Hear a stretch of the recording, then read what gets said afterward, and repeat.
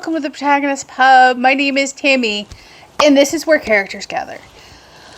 Okay, it is time for the second quarter Discover Catholic Fiction genre recommendation. And this time around, I am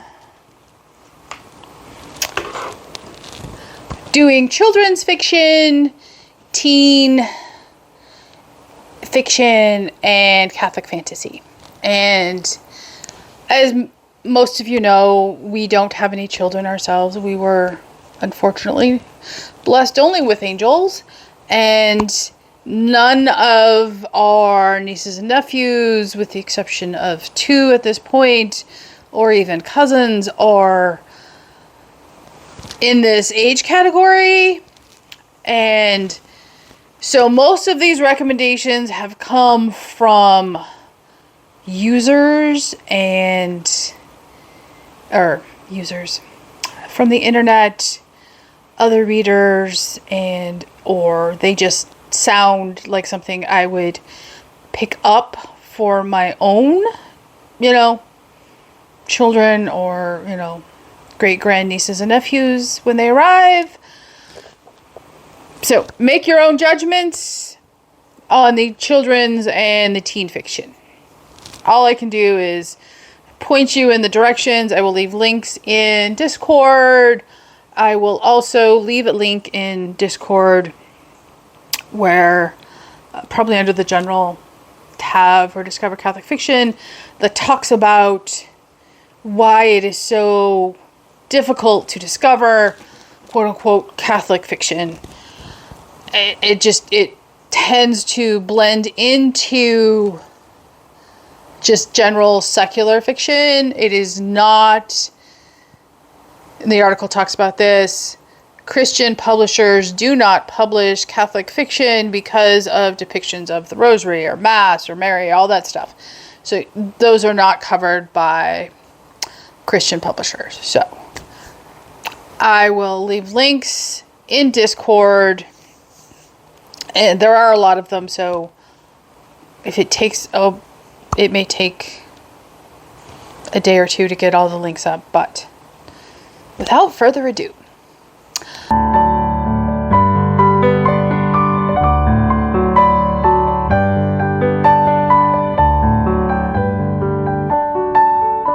Here are the children recommendations. First up is Jerome Lejeune, The Saintly Geneticist, and this is by Anna Bragg Henneberry. And I have my laptop, sorry. And pictures right here. I will read you a description. As a young boy, Jerome Lejeune wanted to study medicine. When he grew up, not only did he become a doctor, but he made a groundbreaking discovery about Down syndrome and fiercely advocated for every child's right to life. The picture book biography about a Catholic pediatrician who became a pioneer of scientific research will inspire young readers with its remarkable story and stunning illustrations. Declared venerable by the Catholic Church, Dr. Lejeune is an example of faith, integrity, and courage. I think that sounds truly appropriate, especially since it's a picture book. It's, that's a good subject for a picture book. Okay, next up is Meet Sister Mary Margaret by Rebecca W. Martin. Yes, the same Rebecca W. Martin that wrote Love in the Eternal City, which is, on my shelf back there. This is a children's book, and I'll read you a little bit of the blurb. Sister Mary Margaret wants to introduce you to what it's like being a religious sister. Do you know what that means? It means that Sister Mary Margaret gets to love and serve Jesus in a special way. Instead of getting married, she is a bride of Christ. Meet Sister Mary Margaret answers the questions that children, but really everyone, have when first encountering a religious sister. Why do you wear that? What do you do all day? And more. This engaging, informative book with playful illustrations will bring children and families to an awareness of the beautiful role of women religious in the church and the world. And she has a new book coming out in spring of 2025. There is no cover art yet. That is Father Drew, What Do You Do? Which is obviously going to be the priest version of the nun book. I think they sound terrific, and I enjoy her adult writing, so I can only imagine her children's writing is just as engaging and informative. Okay, next up would be The Book That Changed Everything by Sister Alison Regina Galot, and that is right here. Follows Sophia as her love for reading and a desire for a friend lead her to a life-changing encounter with Jesus through the words of sacred scripture. Through Sophia's eyes, children discover why the Bible is a special book, how they can encounter Jesus in scripture and in the church, and that they, too, have a special place in God's story. I just love that face of Sophia on the book. It's so engaging. Next book up is also by Sister Allison. That is Eli's Quiet Friend. Eli is sensitive to sound. He feels anxious and overwhelmed in a noisy world. But Grandma says God speaks in a gentle whisper. Can Eli brave the loud city to spend some quiet time with Jesus in Eucharistic adoration? And again, this is just so appropriate given the increasing rates of autism and kids that are very sound sensitive. And I have a husband who gets overwhelmed by sound at times, so I understand this. Next up is the Sister Seraphina Mysteries. I believe this is the first one. This is The Pursuit of the Pilfered Cheese by Haley Stewart. And it says, beneath the floorboards of G.K. Chesterton's home, a thrilling pursuit is about to unfold. Sister Seraphina is pleased that everything is ready for the school fair. But when the prize cheese goes missing, the Sisters of Our Lady Star of the Sea and their brave students will need all of their detective wits to solve the mystery. With a little literary inspiration from their upstairs neighbors, can they band together to solve the case and save St. Wolfhilda's school? Mice that are nuns? Oh yeah, I would have loved this as a kid. So, okay. Next up would be Wolf and Shield, An Adventure with St. Patrick by Sherry Smith. And I will read you the blurb. Kieran is braver and stronger than most 11-year-old boys. And ever since his father's death, he's been doing his best to take care of his mother and his little brother. In 5th century Ireland, though, there aren't many options. When Kieran rescues a wolf pup and meets St. Patrick, his choices become even more difficult. Should he leave home to join the Carrick warriors? Will someone discover the wolf he's been hiding and kill it? But the hardest question for Kieran to answer is the one Patrick asks him on a moonlit night. What does your heart hunt for? Join Kieran as he cares for an orphaned wolf pup and searches for a shield strong enough to protect everything and everyone he loves. This fast-paced adventure novel, rooted in the history and culture of 5th century Ireland, introduces readers aged 7 to 10 to the humanity and holiness of the saints and the value of Christian friendship. I love that book, and I love the fact that it is a boy protagonist. There are not enough of them. In my research for this video, I discovered far too much emphasis on female protagonists, and especially in children's literature and teen literature, it does not make sense. There needs to be equal representation because you want young men and little boys to fall in love with reading, just like you want little girls and young women to fall in love with reading. So I tried to balance it out. Next up would be the first in the Armor of God series, that is the Belt of Truth, and this is by, who is this by?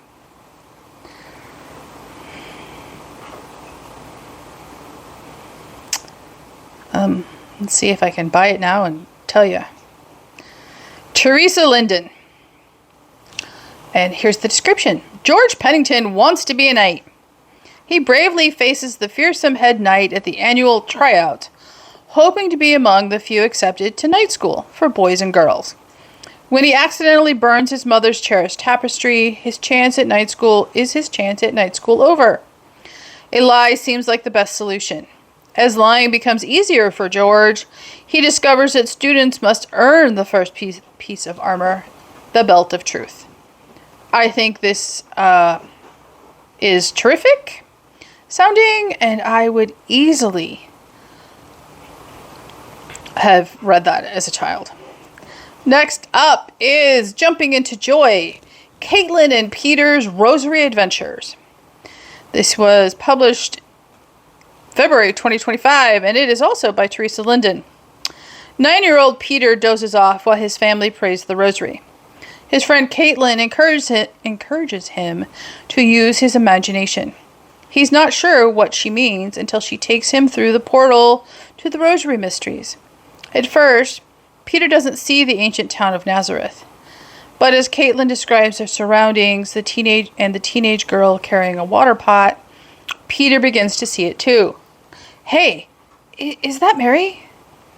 Peter uses his problem-solving skills, and Caitlin refers to her rosary journal as they discover the virtue attached to each mystery of the rosary. Once they discover it, they zip into the next mystery. Jumping into Joy is the first in this rosary-themed chapter book series. And what a better way to introduce your kids to the peace and joy of the mystery of, the mysteries of the rosary than through, a story that they can relate to. So, next up is Sister Claire Gets Ready for Prayer, and this is by Katie Warner. Sister Claire needs your help getting ready for prayer. Open the cover of this book, and you and your child will explore a cloistered monastery together and a day in the life of a Dominican nun. Dance your fingers across the pages, sing, count, move around, and pray. We dare you not to smile. Sister Claire Gets Ready for Prayer is the most creative way to introduce your little one to the joy of vocation and the gift of the religious life. Okay, we're coming to the end, believe it or not. I am just going to leave a link in the children's section of Discord to the Ascension Press Kids Selection. It is vast. Fiction, non-fiction. It's vast. Okay, and last up would be The Wise Men Who Found Christmas, and this is by Raymond Arroyo. He is a reporter on EWTN and or Fox News. Many of you have seen him. He also writes books. He will appear in the teen fiction section as well. But first up is The Wise Men Who Found Christmas. Finally, the true, untold story of the wise men. They were not three kings, nor were they from the Far East or even Persia. In this thrilling visual adventure capturing the wonder of the Christmas season, New York Times bestselling author Raymond Arroyo shares the true, hidden story of the mysterious magi who risked everything to discover the truth. Based on new historical evidence, The Wise Men Who Found Christmas is the miraculous, untold tale of three seekers who followed a star and found themselves in the middle of the greatest story ever told. Stunningly illustrated by Diane LaFayette, this enchanting family keepsake is sure to become part of your Christmas tradition, and a reminder that chasing truth is often the greatest adventure of all. He has two other picture books for Christmas, and they are all nativity based. The second one is The Spider Who Saved Christmas, and the follow up to that is The Thief Who Stole Heaven. I think they look fantastic. The covers are beautiful and engaging. So if you have read them with your kids, please leave a comment on Discord so that others get a feel for the books, because I am not a great judge of them, obviously. Okay, next up, Catholic teen fiction.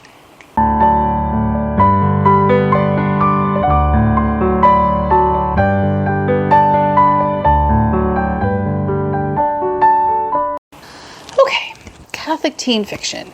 Again, I have, with one exception, I have read none of these books. Some of them are from authors I know. Others sound interesting, so I've included them. And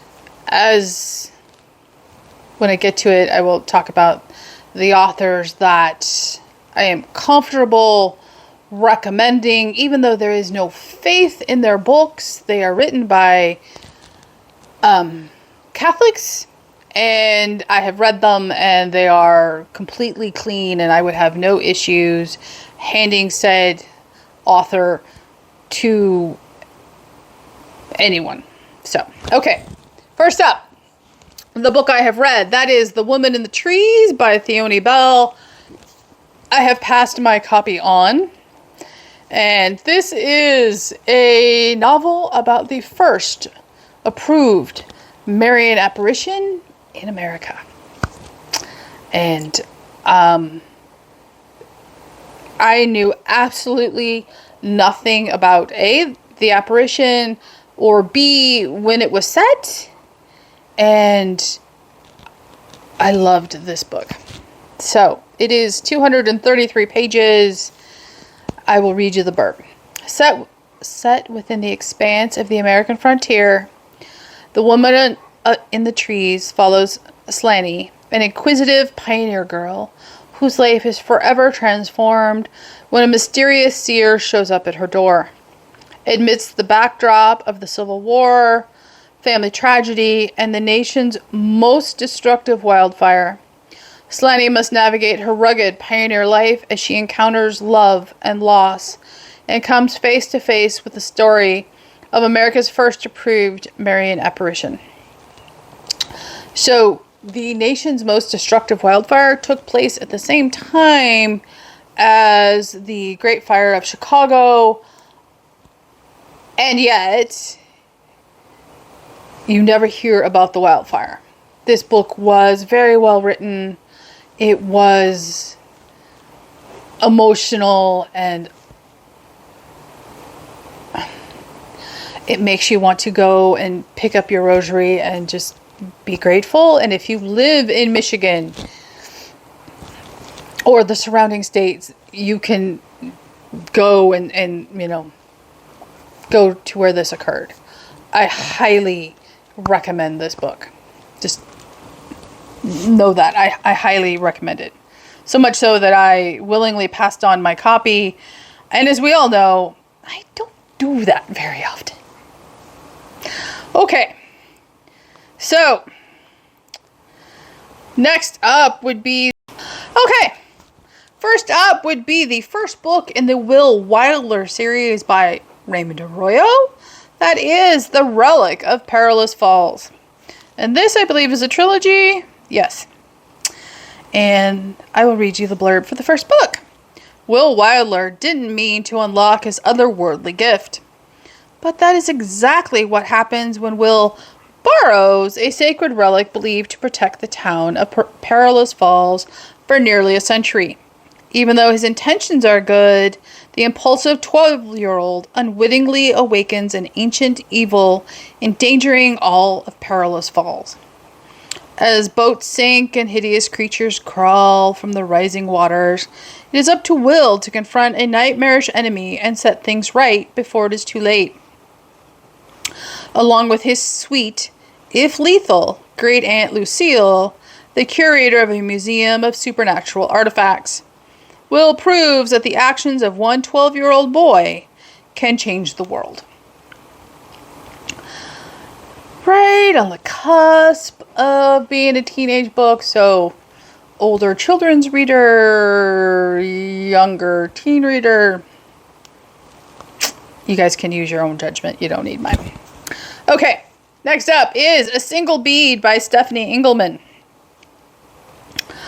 On the anniversary of the plane crash that took the life of her beloved grandmother and threw her own mother into a deep depression, 16-year-old Caitlin Marie Roberts discovers a single bead from her grandmother's rosary. A rosary lost in the crash. A chance encounter with a stranger who tells Caitlin that a similar bead saved her friend's life launches Caitlin and her family on a quest to find the other missing beads. Their mysterious journey, filled with glimmers of hope, mystical events, and unexplained graces, takes them further into the unknown. Caitlin turns to the rosary for answers and soon finds that family, prayer, and the help of others may be the key to restoring what was lost. That sounds incredibly beautiful. Okay, next up would be Angelhood by A.J. Capapan. Ugh. Okay, apparently I need more coffee. Hang on. Alright, Angelhood by A.J. Capapan. 17-year-old theater geek Nanette believes her life is headed towards stardom on Broadway. But when her dream theater college rejects her and her best friend dies in a terrible accident, Nanette decides the world would be better off without her. Unfortunately, the afterlife offers something less than a heavenly situation. Trapped between alternating periods of utter darkness and light, Nanette is stuck following a high school freshman around.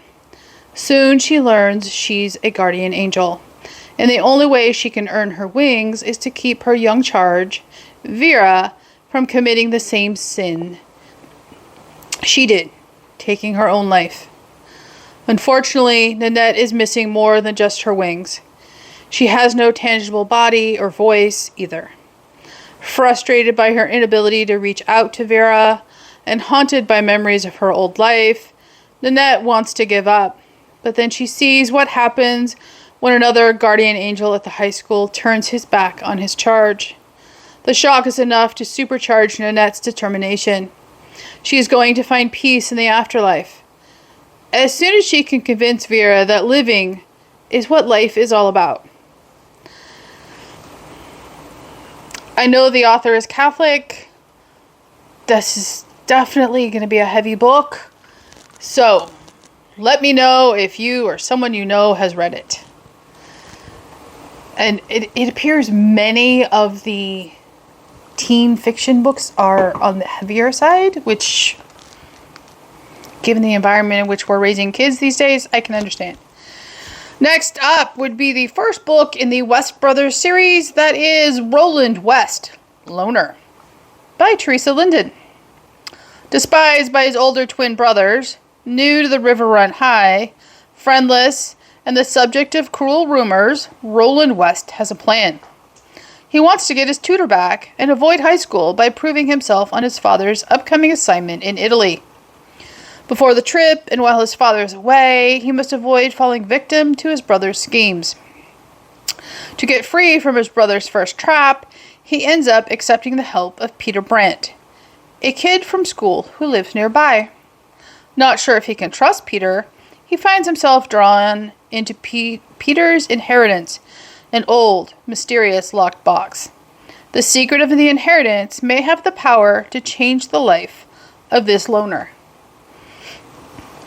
Again, protagonist is a male, and I don't think there's enough of them. Next up, Royal and Ancient by Amanda Lauer. This is, I believe, published by Chrism Press. And I love the cover, but I know I am not the intended audience. Bronwyn Campbell's end of summer plans were simple. Wrap up her job at St. Andrew's Country Club, meet her friends one last time at the virtual reality arcade, and move across the country again with her father. But when lightning strikes while she's working the club's St. Andrew's Heritage Day, she's transported from an American fairway to the home of golf, the Links of St. Andrews in Scotland, and in the year 1691 no less. When Ian MacDonald discovers Bronwyn knocked out cold on the 17th green, little does he know their meeting would change not only the course of their lives, but the course of history. The son of the chieftain of Clan MacDonald, Ian bears the weight of responsibility for his family and his clan's survival on his shoulders. Family drama and the growing discord over religion in Scotland add to the heavy load he carries daily while stepping further into his role as future chieftain.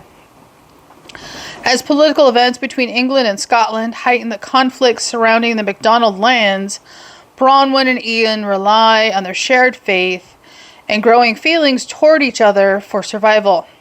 Amid the questions that plague both of them, though, one stands out. How can you be with the only one you love if your choice ultimately influences history? I think it sounds good, but again, not the intended audience. All right. Next up, author I have read. I love her adult stuff, even her new adult stuff. That is Rightfully Ours by Carolyn Asfalk, and I will read you the blurb. A coming-of-age story of first love, buried treasure, and discovering some things are worth the wait. 16-year-old Paul Porter's relocation to Pennsylvania is a temporary move during his dad's deployment, or so he and his brothers think, until devastating news lands on their doorstep. Paul's new home with the Mullers provides solace, especially in the form of Rachel, his friend and confidant. Their abiding friendship deepens as they work side by side to uncover what could be lost treasure. Will they acquire the strength of character and virtue to take what rightfully belongs to them, or are they in way over their heads with more than a few lost artifacts at stake? Like I said, I love Carolyn's writing. I've loved her adult books tremendously, so I have no trouble recommending this, not having read it. I know the faith will be outstanding, the writing will be stellar, and yeah. Okay, last book recommendation. That is The Secret Princess, A Tale of Hope, the Catholic fantasy series. Now, this could have been in the next section, so you get a 2-for-1 here. And this is by J.C. Prinz, and it was published, I want to say this year. Nope, 2023. And it's only 122 pages. It says it's for ages 8 and up, but the character looks older than that, so I'll read you the description. Gold medal, 2024 Catholic Media Awards, distinguished favorite, 2025 Independent Press Awards, Children's Religious Fiction, Catholic Writers Guild Seal of Approval. Delve into The Secret Princess, an award-winning Catholic fantasy novel about blossoming in a time of trial through the power of stories. Infused with devotion to the Eucharist and to the Sacred Heart of Jesus, this captivating tale from J.C. Prinz is masterfully written and beautifully illustrated to fill young hearts and imaginations with goodness, truth, and faith. Each woman of the kingdom owns a locket that reflects her heart and spirit. The day 10-year-old Miriam, okay, this actually belongs in children's fiction. The day 10-year-old Miriam learns that Papa died in the war defending their homeland, she watches in horror as Mama's locket falls to the ground and shatters. Worse still, the bird that lives inside flies away, and in her heartbreak, Mama stops singing. Miriam's own locket doesn't break, but between Papa's palpable absence, her worries for Mama, and Granny's incessant sniping, it stops growing. The rosebud inside withers, and Miriam fears it will never bloom, but die like Granny's without a bird. Then a mysterious woman named Lena moves into a nearby cottage. A friend of Mama, Lena nourishes Miriam's rosebud back to life with food and tales of goodness and beauty until Miriam finds what she lacks most. What she most lacks: hope.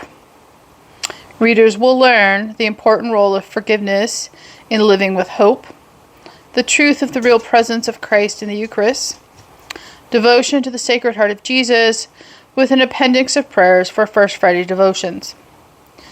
So, clearly this is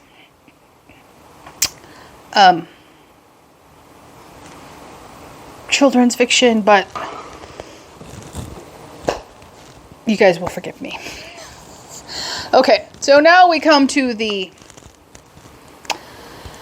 interesting portion of this. Clean this up a little bit here. So,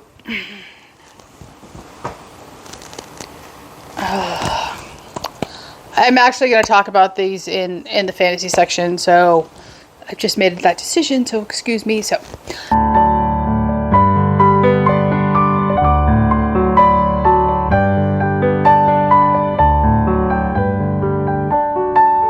next up, Catholic fantasy. And there's a pile next to me. There is an entire spreadsheet, but bunch of open windows on my laptop, like 20 open tabs. So first up, I'm going to talk about, here's where we get into it's Catholic, it's written by a Catholic, but there may or may not be Catholicism overtly present in the text. And yet, it qualifies as Catholic fantasy. So first up would be John Delarose. I have read one book by him. I will continue to read by him. The book I read was For Steam and Country. It is the first in the Baron von Monocle series. This is steampunk fantasy. Our heroine is 16, so it definitely falls within the teen category as well. It was completely clean. There is no faith, but it was completely clean. And John, I will link his channel in the description box down below. John is very public that he is Catholic. He doesn't hide that. He writes fiction you can hand your child, be it fantasy, be it sci-fi, be it manga. You can hand it to your, teenage child and not be concerned in the slightest. And next up would be The Dresden Files by Jim Butcher. Now, I do not know what Faith Butcher is. I do know that several of the main side characters in Butcher's books, especially in the Dresden Files in particular, are Catholic. You have one of the cops is a professed Catholic. You have paladins that are Catholic. And Dresden, while he is a wizard, definitely fights evil. Now, am I going to sit here and tell you that these are an expression of the Catholic faith? No. Am I going to sit here and tell you that they're 100% free of language and clean? No. But I am going to tell you that I love the Dresden Files, and I love that Harry is... I will say that nothing in the Dresden Files bothers me. Is it probably too violent for some people? Yes. Is there magic and spell slinging? Yes. Do I, as a grown adult, know that none of that is true? Absolutely. But I still love the Dresden Files immensely. Okay, and last one I want to mention is Stephen R. Lawhead. He has multiple series. He is Catholic. He has several Catholic, Celtic, historical fiction series I haven't read yet. I want to. And sitting on my shelf is Taliesin, which is the first book in the Pendragon cycle. And it is definitely Catholic in nature. It is an Arthurian retelling. And I want to get to this. I love his writing. I have read one book by him. It was the first book in the... I can't remember the name of the series. I know the first book is The Skin Map, and here's the cover. When I read it, it's available on Kindle Unlimited. It may still be. What was I saying before Fireball interrupted yet again? Oh yeah, the first book was The Skin Map. Yes, it has a disturbing title. There was nothing disturbing in the book. I enjoyed it. I need to finish the series. And I am okay with the fact that none of this is labeled as Catholic fantasy. You can see the threads. And that's going to be a theme for the book sitting at my side too. So, okay. What else is open on my tab? A lot of these are Reddit threads too. Okay. So, first up, I have this one on order. I don't own it yet. That is Gene Wolfe, who is, again, a Catholic. And supposedly this book is very hard to read. That is The Book of the New Sun. This is sci-fi fantasy, and I'll read you the description. Recently voted the greatest fantasy of all time, after The Lord of the Rings and The Hobbit, Gene Wolfe's The Book of the New Sun is an extraordinary epic set 1,000,000 years in the future on an Earth transformed in mysterious and wondrous ways, in a time when our present culture is no longer even a memory. Severian, the central character, is a torturer, exiled from his guild after falling in love with one of his victims and journeying to the distant city of Thrax, armed with his ancient executioner's sword, Terminus Est. So, I need to dive into this book. I understand from all of the commentary that it's going to be a difficult read, but I am still here for it. Okay. And if I don't talk about something, I will link them in chat on the Discord. Okay. So I do want to talk about scroll to it. The first book in the Storm and Spire series, that is Magnify by Stephanie Lozinski. And I know she is Catholic. And here is the blurb. The dragons have fled the skies. A noble house is clinging to life. The God of gods is rising. As the envoy of the four kingdoms, Wes has had his purpose decided since birth. Sacrifice the treasures of the people to the dragon gods, and they will keep Kevereth safe. For 5 years, he's been forced to watch his kingdom fall into ruin while carrying an unbearable grief of his own. The elders insist that they must continue to be faithful to the Dracodae, but Wes is beginning to doubt that their protectors are holding up their end of the bargain.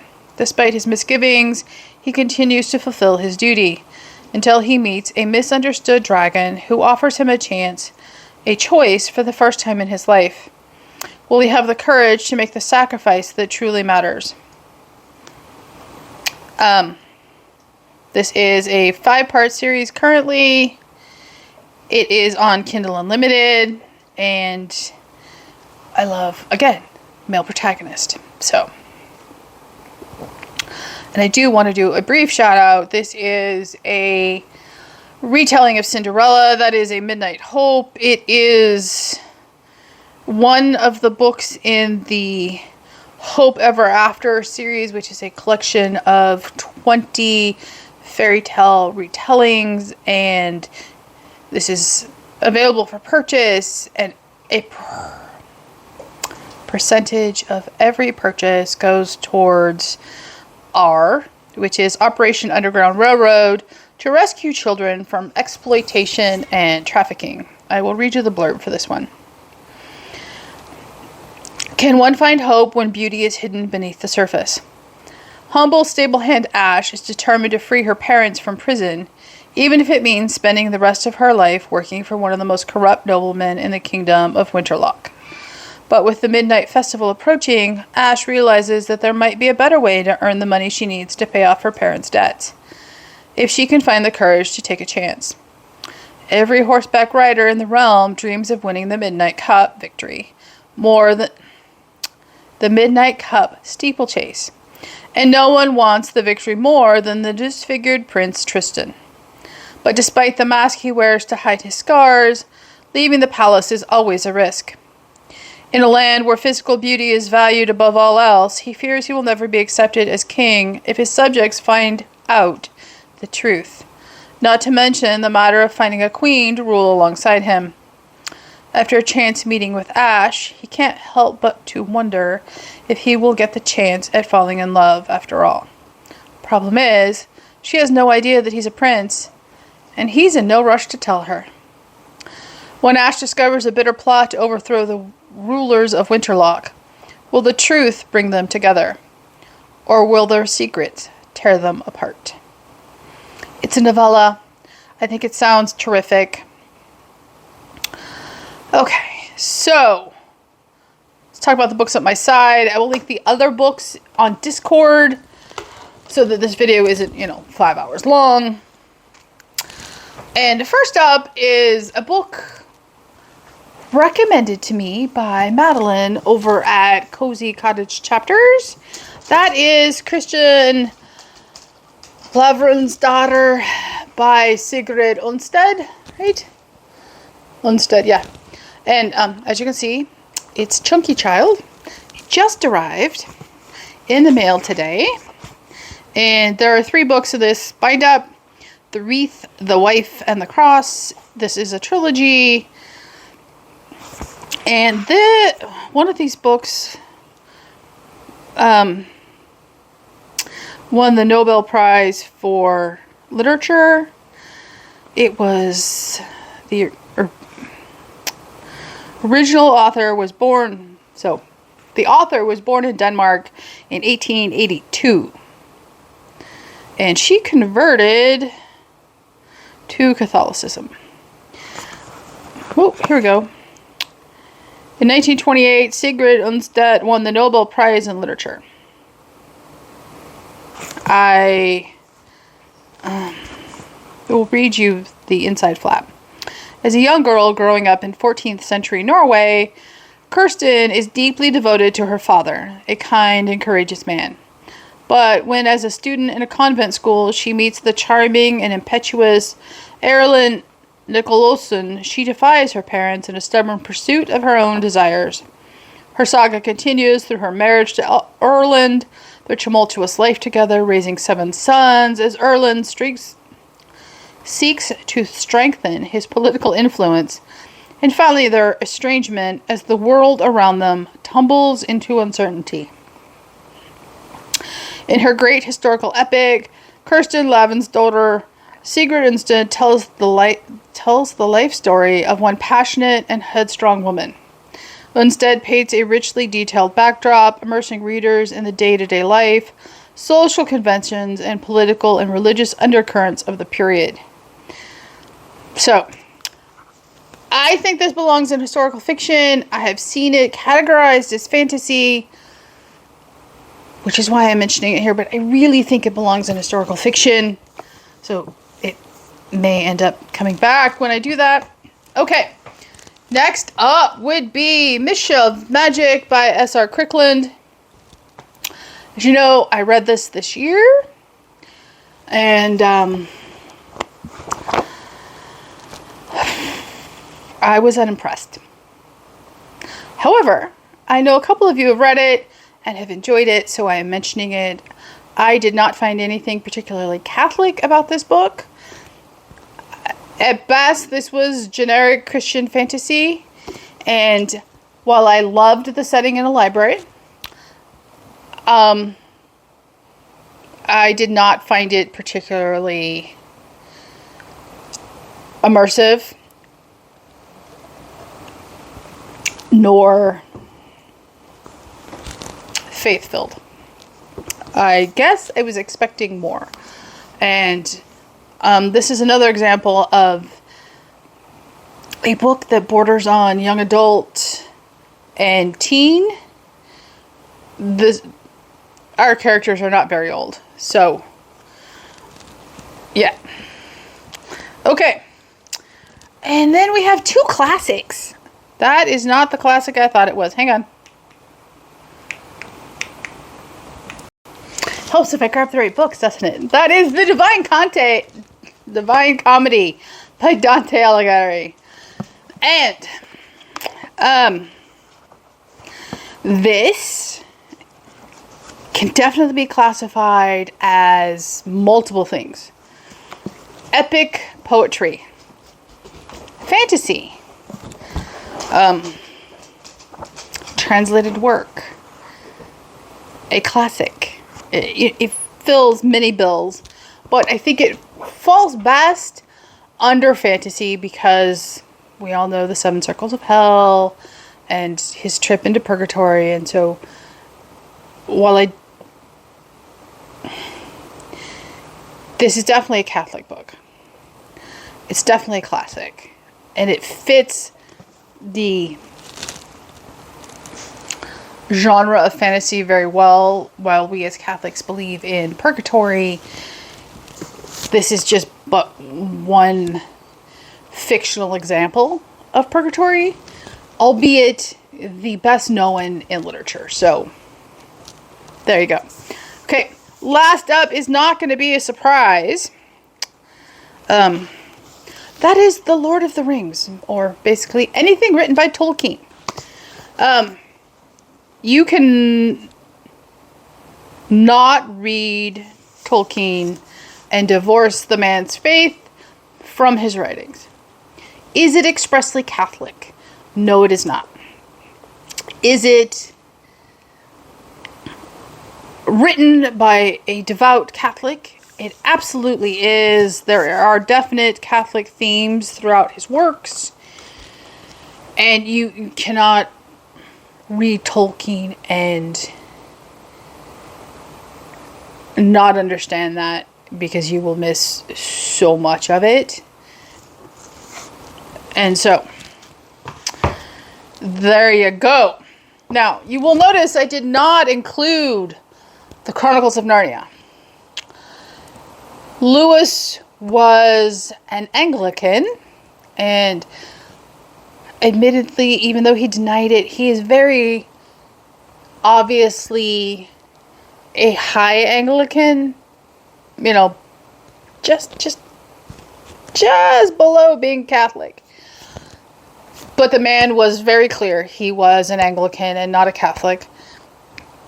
And while I love the Chronicles of Narnia, this is a Catholic fiction discussion, so I do think it's perfectly acceptable to, read it and understand the themes of faith and the allegory there, but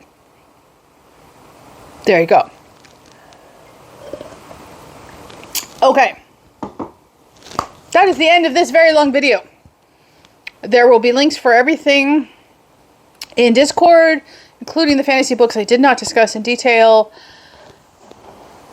Please feel free to add titles and authors in those categories on Discord for books you have read, want to read, think others need to know about. I would be deeply appreciative. I'm sure others would too. Please leave a comment down below, like and subscribe, and I will see you here next time at the Protagonist Pub.